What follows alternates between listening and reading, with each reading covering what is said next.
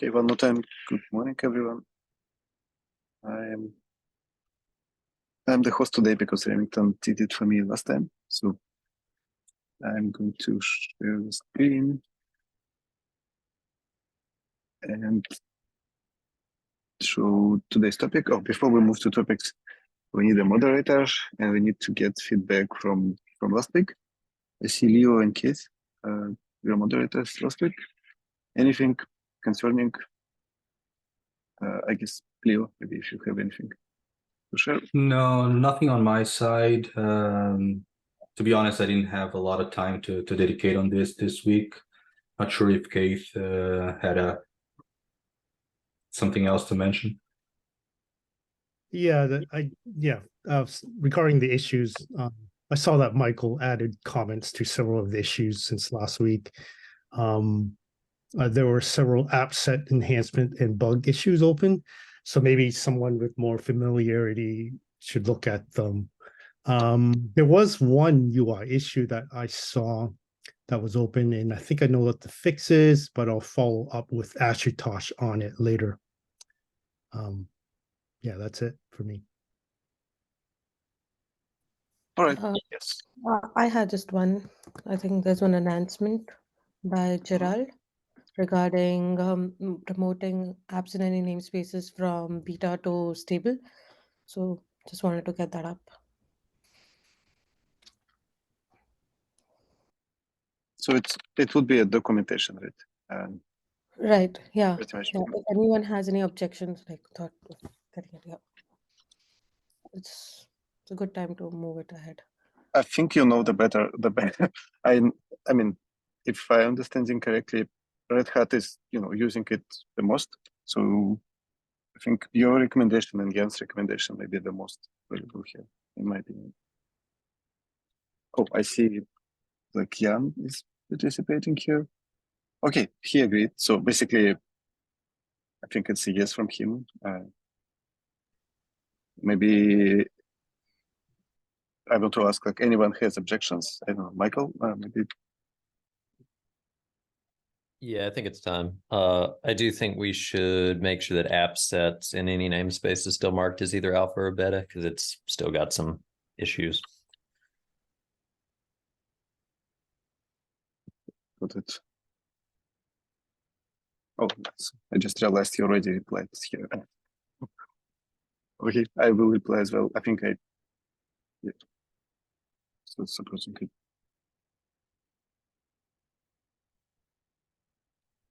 All right, I think we're done here. We can move on to topics. We have two, both from Michael. And I'm assuming it's related to the same topic, but okay, I'm going to open the pull. Oh, sorry, I'm rushing too much. We need to choose moderator for next week. So I'm going to deselect Leo and Keith, and we need a volunteer. I can do next week. Oh, okay. Thank you, Shita.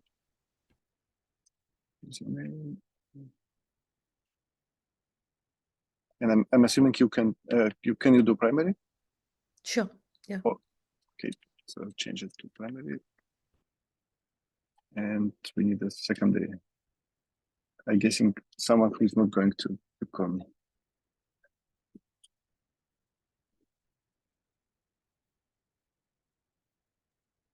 It's gonna be tough because most of us are gonna be at KubeCon. Yeah. Alex, assign to me. I will try to do my best here. Oh, thank you, Pasha.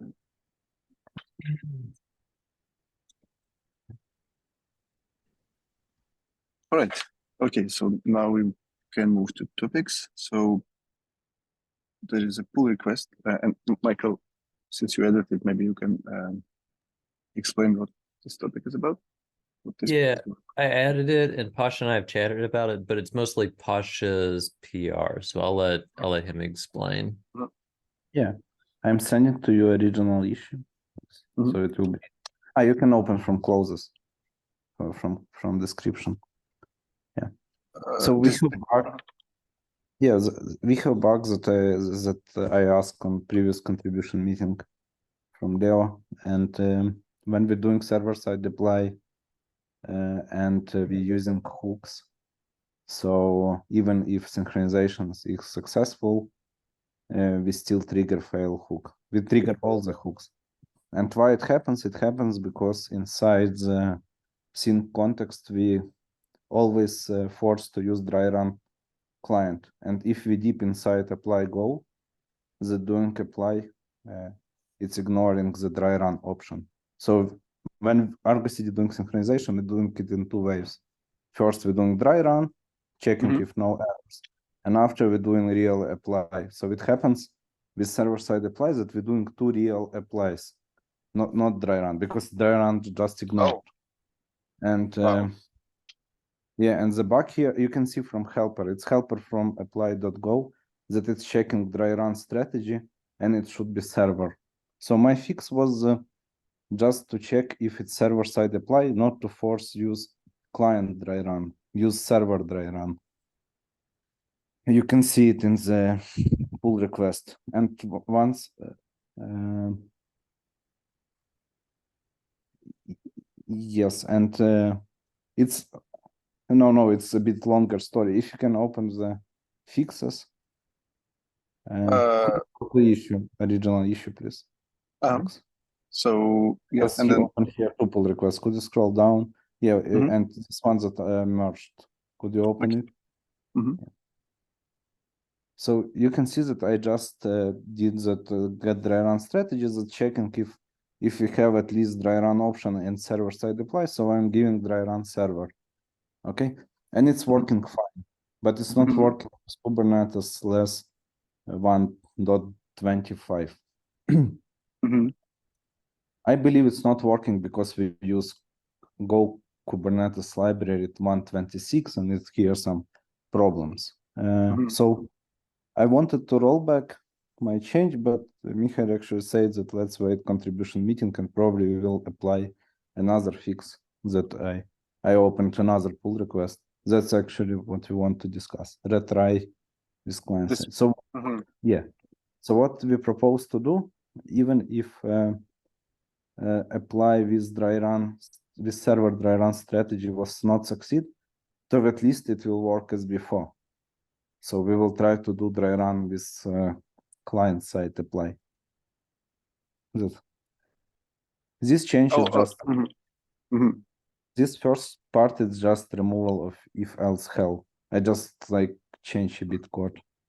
So you can ignore this and scroll down. Yeah, and this one is this if is important. So actually I'm checking if dry run strategy is dry run server and error happened. I am trying to do the same apply, but as before with dry run client.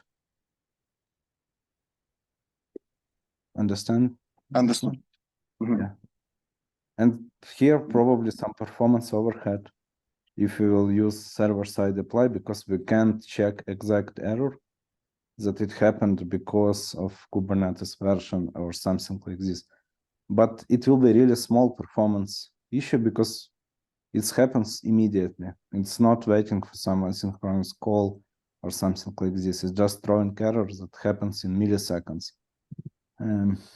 So Pasha, one quick question by me. So basically you're saying that when we execute those sync context, we always do the dry run first. yes. And dry run, it always today executes as a client dry run. Yes, exactly. And then you're just validating if it's server-side apply, you do server-side dry run. But if cluster is less than 125, you continue to do the client dry run. But isn't it this the same issue that we currently have? So this is the part I don't understand. The issue will be fixed only for 125 plus, but 124 is out of support already from what I know. So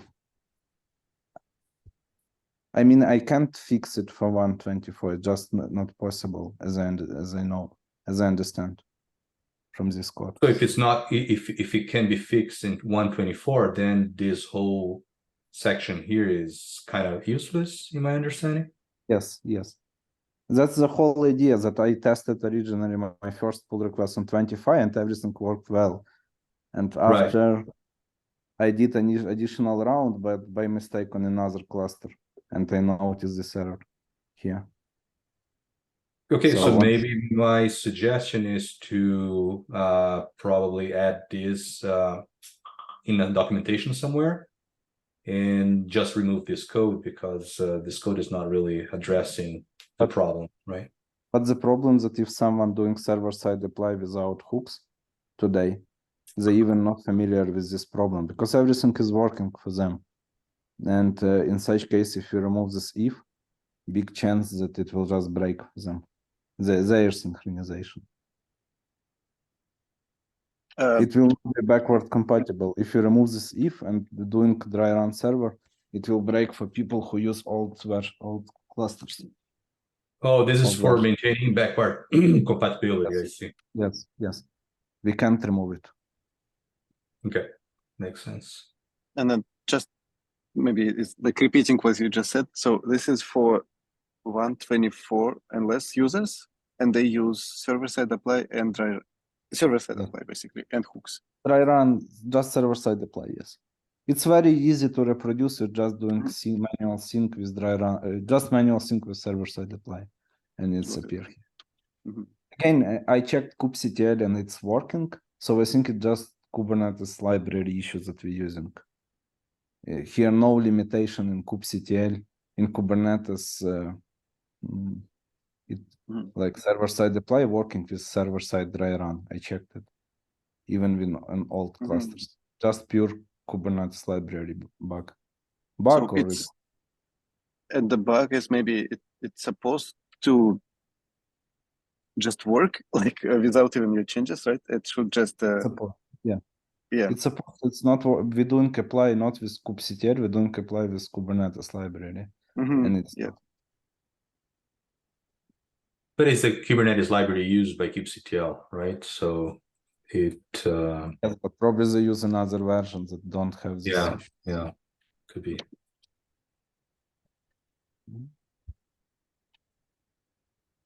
Yeah. But again, impact is really small in performance. I mean, I can't say it 100%, but from what I tested, it should be impact should be really small. But okay, and maybe I'm curious, what error did you get when? Yeah, if someone tried, we know this error exactly. It's like you can see it's yes, kind does not support field validation. So like deployment does not support field validation, and it happens because when Kubernetes library doing apply, it's first checking, it's taking Open API and comparing like if this Open API has support of these verifiers. Oh, and okay. Such fashion.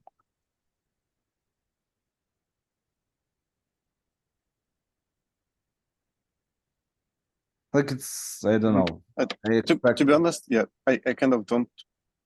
I mean, I would be okay to merge it because if it's only for 124, which is pretty old, then hopefully it never happens, right? If is never true here. Yeah, but yes, but I am using 24. All my clusters exclude 124. So I think we have people. I would not remove it because it will cause issues for them. Yeah. I mean, I wasn't saying remove it. I was saying hopefully not so many people even. Yeah, and again, impact should be small, but yeah. So that's what we wanted to check with. And maybe Pasha or Alex, can you refresh my memory why we do dry runs during the sync context execution? I think because we wanted to show errors quickly, and probably I don't. Okay, Alex, go ahead. You know better. I remember it was just to avoid kind of partial apply. Yes. Like, if we have 10 objects, we want to make sure at least they're valid, and then hopefully all 10 applies. This was my initial idea, to make it atomic. You will apply 8 Mhm. manifests and last of them will be failed. So this means that you, I Mhm. see. Okay, makes sense. I'm wondering if with server-side apply, this is even required. Not sure. it's hidden under sync go. Honestly, I didn't debug why it's called. It's a bit complex here. I just saw that that this function called with 2 times, and 1 time Right. with all resources, include hooks, and second time only with hook that valid. So actually, I see. we checking all resources, but include hooks, but we don't know if this hook needed or not till we actually apply, because we don't know if it was succeed or not. Mhm. Okay. So yeah, I think it's basically the bug you are fixing is much more. I mean, the original bug when we're creating hooks during dry run, it's like it's really bad one. Yeah. So The problem is that it's not doing dry run; it's just applying during dry run.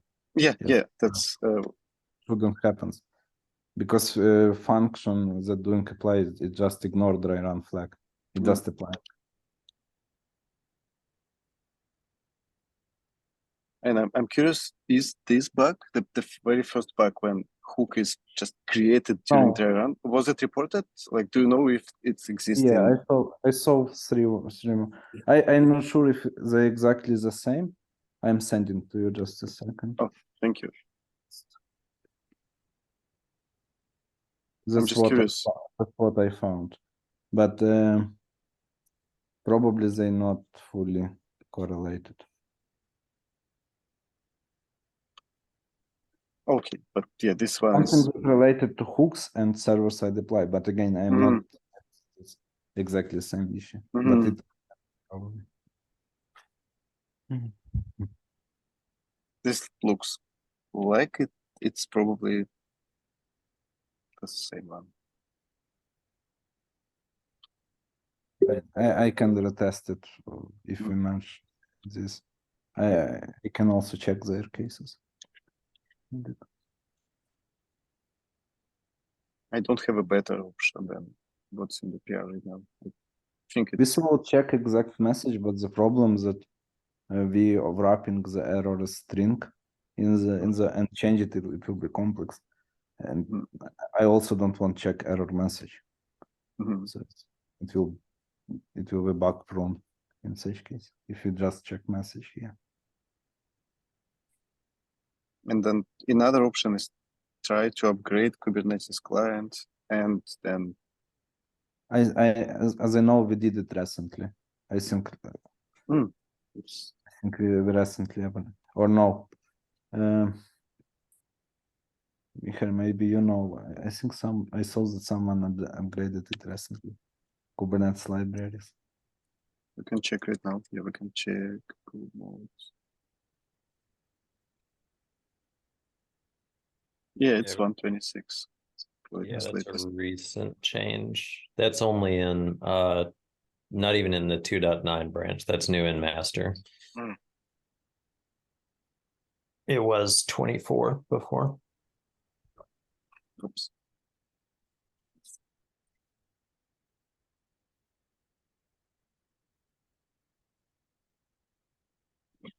Other thing, if you want me to keep top changes, I can just revert it if you don't feel confident in it. I just changed a bit if else structure. It's not mandatory. I see it's like just a refactoring. Yeah, I just removed the embedded if conditions. So it was if inside if.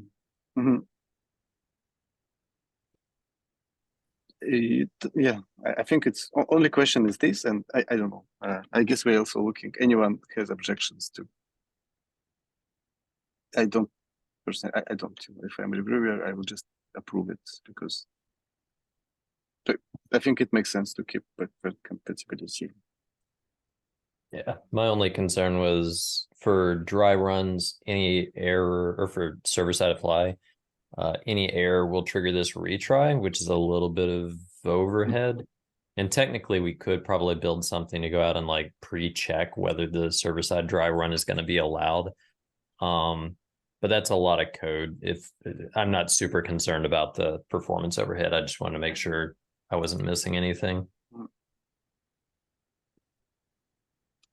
So if you're not worried, Alex, honestly, I'm not worried. I mean, I'm worried, but it's kind of I don't see. I don't know what I don't know yet, so I cannot suggest. Some additional. If you want, I can do some additional validation, but we need to define what. I can break manifest and see what is performance overhead, something like this. But again, I think it will be a small one in such cases.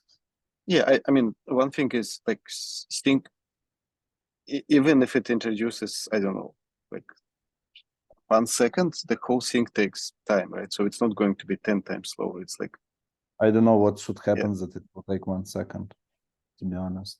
oh, I'm saying the whole sync operation, if it's like, I don't know, if it is 20 kubectl applies, then each request takes a little bit of time, and couple retries is not like no one is going to notice. I mean, this code executed only when user click the sync button and waiting. So it is known to be like long operation. So it's not like it's running in background all the time. That's why, yeah, I kind of convincing myself. I don't think it's a big deal as well. Okay. So would be happy if you can merge it. I will do one more testing here today, and we'll open PR for Arc today. All right. Yeah. Yeah, I can prove it real quick. Okay, thank you. Thank you. And is this also related, or is it different, Michael? Is it the same topic, or is it completely unrelated? Oh yeah, totally different thing. Hopefully this one is easy. All right, and then we can move on, right? We're done here. Yes. No Okay. Nice. All right. So moving on. I guess it's now yours, Michael.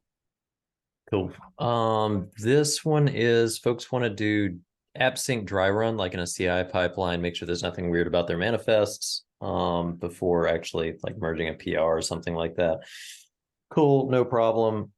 In order to do a dry run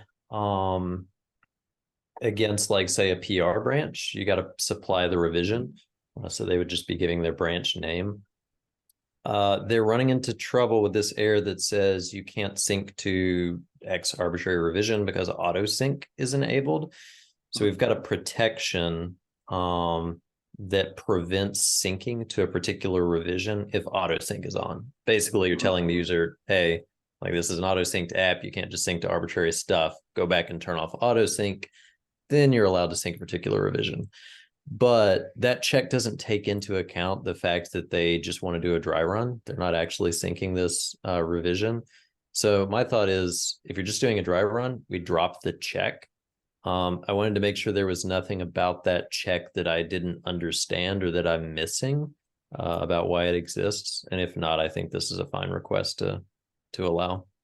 I remember we added this this check just to prevent user error and just didn't think about dry run. I think it's like totally safe to just let user do a dry run on any sync revision or on any revision, even if auto sync is enabled.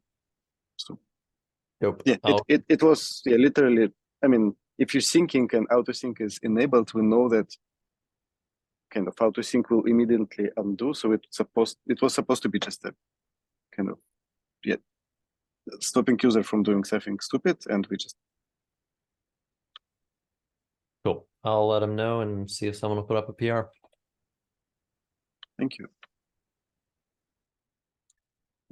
Right, and I saw just now Leo added one more pull request to discuss. Oh, yeah, thank you. It is, Alex. This was discussed a few weeks back in the contributors meeting, but I wanted to get your input and since you're here today, so I thought maybe it was a good idea to bring it up again. So into it, we noticed that in certain situations, we're getting 502s, so which causes downtime in the API server every time the API server is restarted. So I checked the code and I found that the graceful shutdown, and this was discussed internally in the team.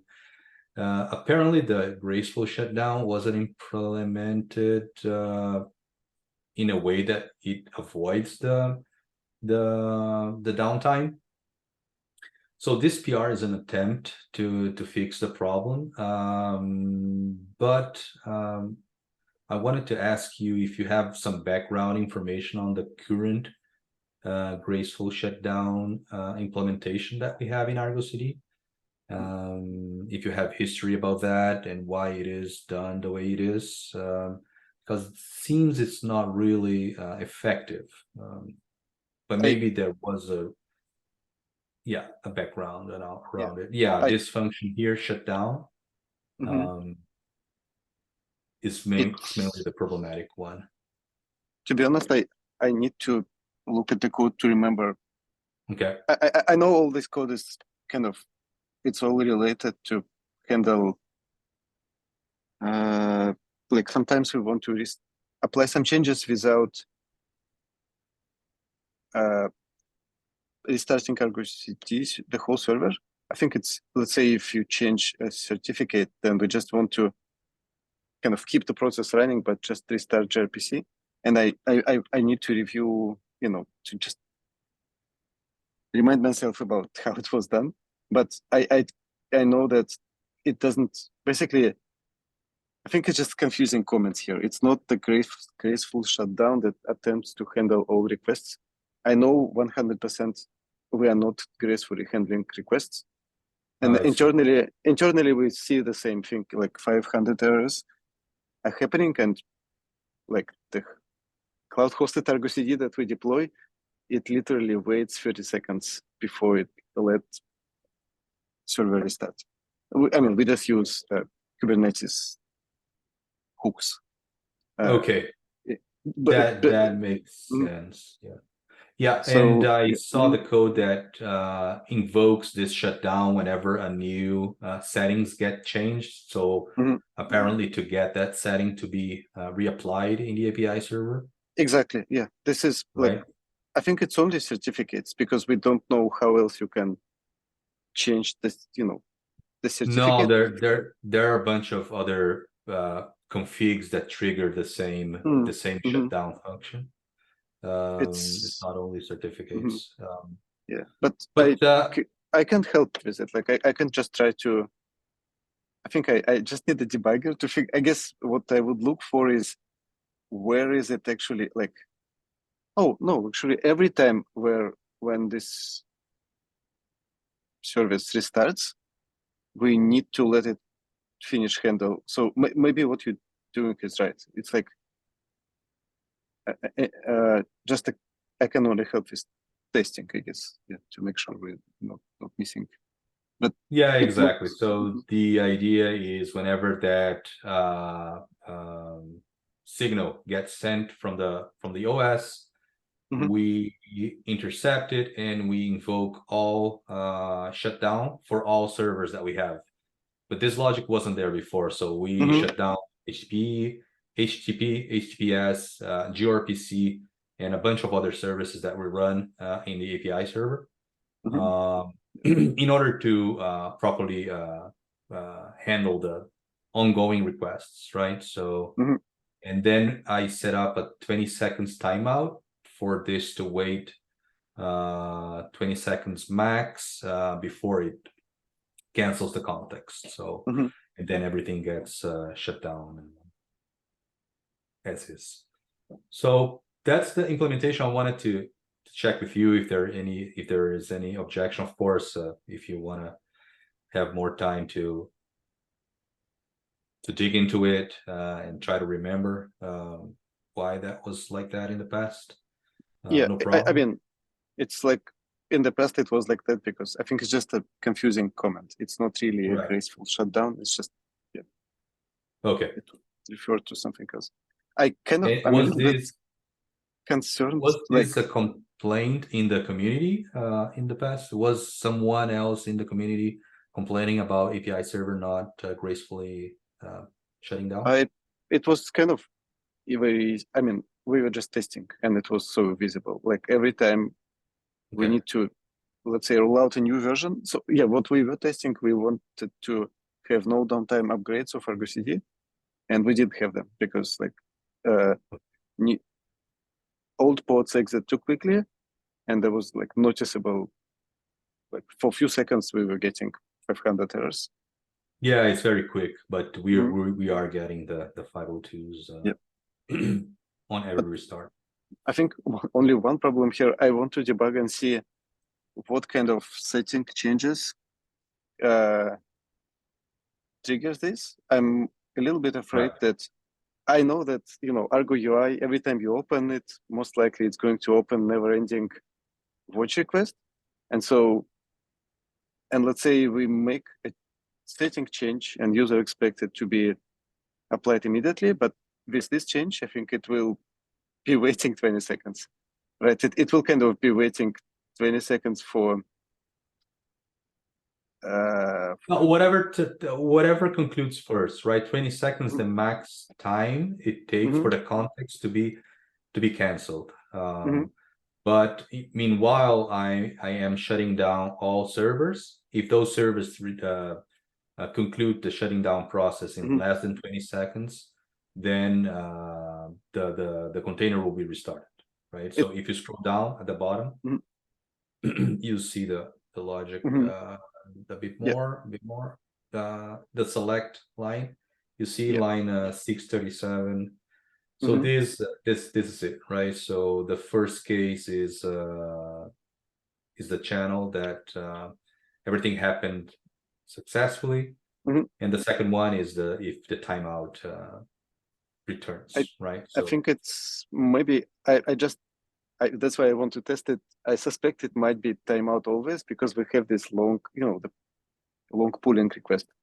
So if at least if anyone open UI, most likely it will make server just wait forever until not forever until the timeout expires.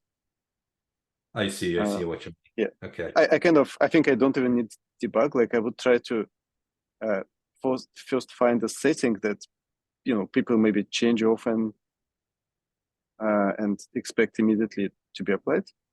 I hope to find no. I think it's okay to, if you change a keysert, then it's okay to wait 20 seconds, no problem.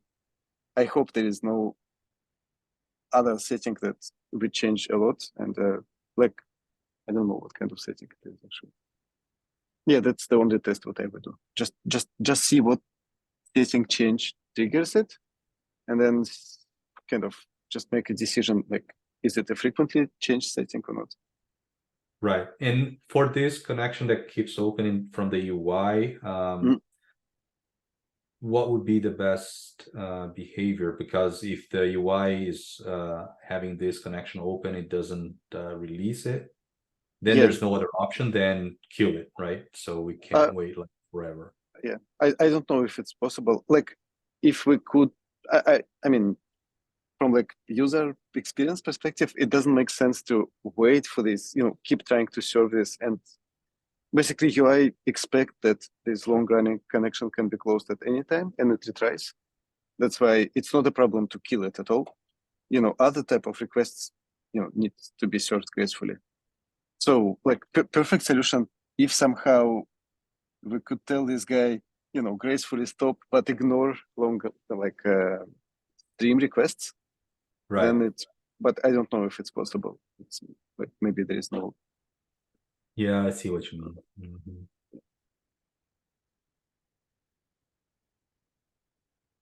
And I think it's like the gRPC will have this longer, like a never-ending request, and HTTP also will have it. So there is no, I don't think there is any easy way to magically exclude stream requests. I see.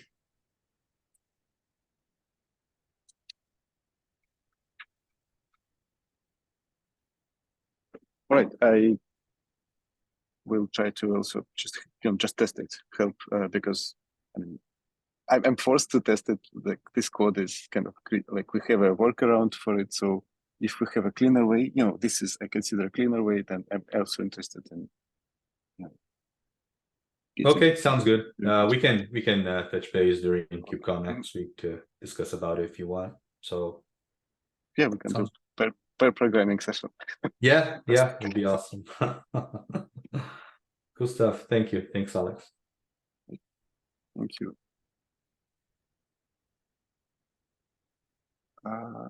Something happened with the dog. All next topics disappeared. Okay, yeah, I think that was the last topic, and we almost ran out of time. I think that's it. We can conclude the meeting. Right, unless there is anything else. Bye everyone, and hopefully see you in person next week in KubeCon. Thanks, Bye, all. everyone. One last thing. What about next week's contributors meeting? Should we postpone it for the week after, maybe? As most of us is going to be at KubeCon. Yeah, I think that's it's a good idea. Yeah, I won't be able to attend for sure. Yeah, me neither. Yeah. My talk is gonna be a Zach at that time, so it's gonna be Thursday around this time, so I won't be able to attend. I will update calendar and cancel for next week. Cool. And Thanks. the talk. Thanks. Yeah. But thank you. Thanks, everybody.